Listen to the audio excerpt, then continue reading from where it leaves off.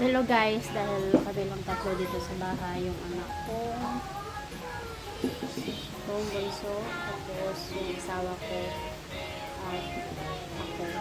Tulang kami dito sa bahay kasi yung isang anak ko, nandun sa kanilang nanay, nasa bukid, bigdoon ng New Year. So kami lang tatlo dito mag-celebrate sa bahay. So nag-prepare na ako ng konting salo-salo. Ito yung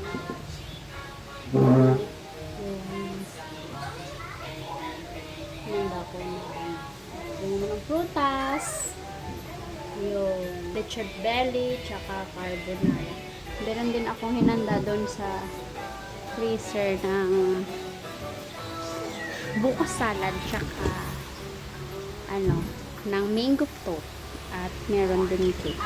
So mamaya ko na lang ilalabas kasi hindi siya mag-warm, kumbaga hindi lumag na.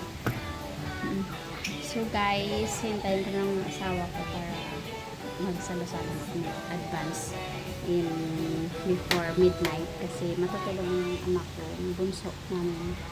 So hintayin ko na lang siya bago kong kumain. Hi guys, I'm back. Hi guys, I'm back.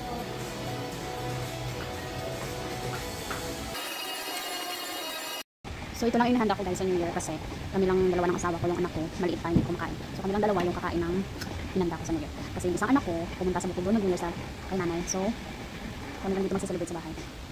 So dito, buko salad. Meron kaming meron kaming lechon belly, tsaka yung carbonara. Cake and fruits. So let's eat guys.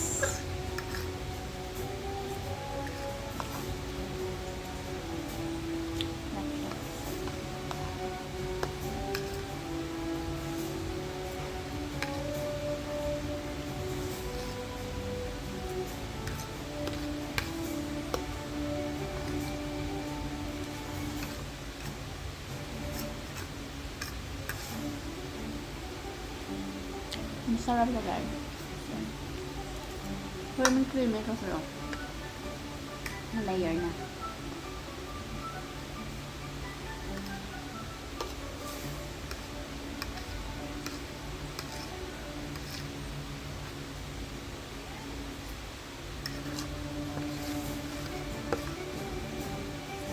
Harap guys. Manaman natin yung ginawa kong buko salad. Sorry.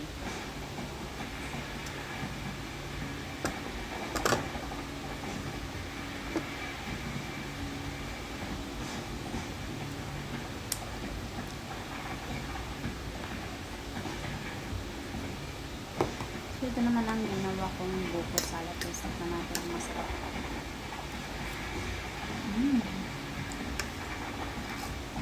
Sakto na sa guys.